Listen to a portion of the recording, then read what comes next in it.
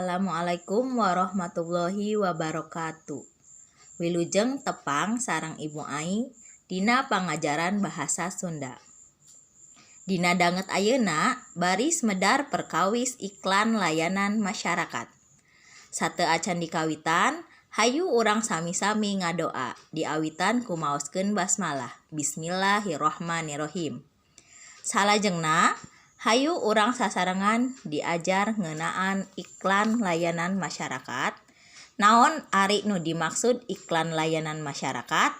Fungsi tina iklan layanan masyarakat, kriteria iklan layanan masyarakat, tur ciri kabahasaan dina iklan layanan masyarakat. Oge bakal aya ditampilkeun rupa-rupa iklan layanan masyarakat. Mangga hidup sadaya pinton ieu tayangan video.